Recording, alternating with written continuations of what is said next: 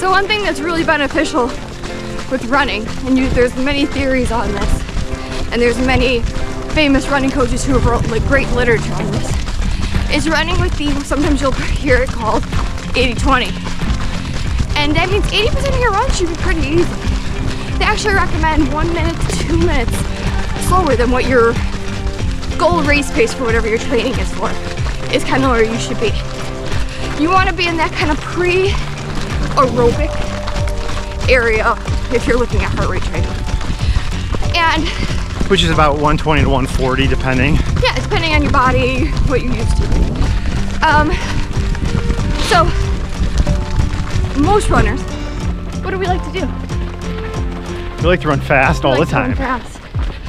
And a lot of times, one of the biggest mistakes you'll see with new runners is they go fast every single run. They're gunning for race time, and I've been there. I've been like, oh, I'm gonna PR every single time I go out and run. Always trying to beat my Ghost Mario self. At least that's what I call it. And you know what? I've learned that in order to go faster, you need to go slower. And it's hard to go slow. So some tips and tricks we've learned. One, run with podcasts and music. And I don't know about you, but that right song comes on and I'm done. Or an audiobook. Audiobooks work great too. The drier the better. Medical text really works wonders. If you ever wanted to learn French, yeah, now's the time. There you go. Who says you can't do something productive while running? Another good thing from without music, think of meditating. Enjoy the nature sounds. Yeah. You know, just enjoy the power lines. Next tip to running slow is your shoes. Now you don't want to put on your race day shoes and feel like you're gonna run a sub 20-minute 5K. You want to put on your kind of your low and slow shoes designed for that purpose. I am wearing the newest version of the New Balance Fuel Cell Supercomp trainer with a super high stack. Actually, street illegal. Well, marathon illegal if you're only if you're going for that prize. If you're going for the prize money, right? And I'm wearing the New Balance More V4s. Less of a stack, but still very cushy. I mean, I'm running here outside. These are actually the first time I've been outside in these shoes. They've only been treadmill. These on the treadmill.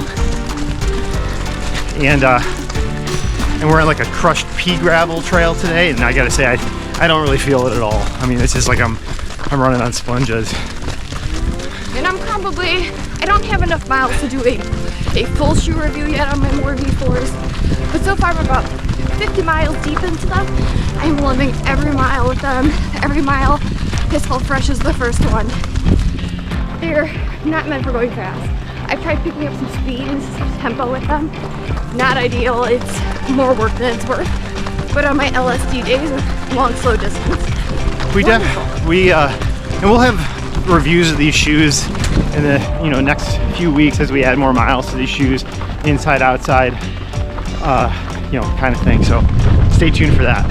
And so back to our tips for running slower. What you can do is actually learn this from another running coach. Grab a tennis ball. It doesn't really work so much on pea gravel, but it's always great for bike trails.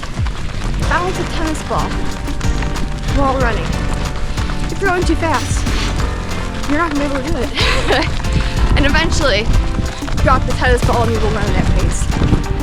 And another tip, run with someone slower than you. Sometimes it's hard. Hello. He's not the slower one. We actually have Millie here. And that is why you should run with the dog.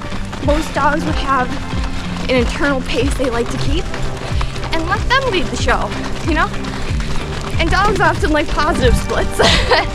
They come out strong, they're so excited, but they will settle into a natural gait.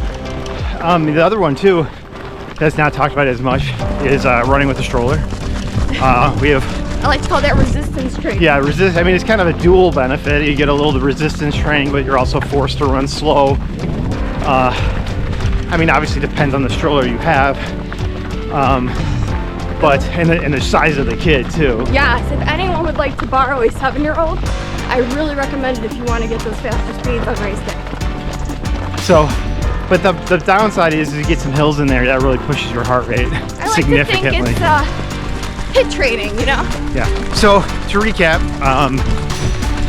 run with someone slower than you, preferably a dog. Try bouncing a tennis ball. Bouncing a tennis ball, listening to something that's boring or more less beats per minute, if you will. Podcasts, talk radio, audiobook. And put on your slow shoes. I mean, the shoes that are designed for this type of training. And my favorite, run with someone you love. Run with someone you want to talk to. And I'm not talking about this guy. I'm talking about my Millie here. Of course.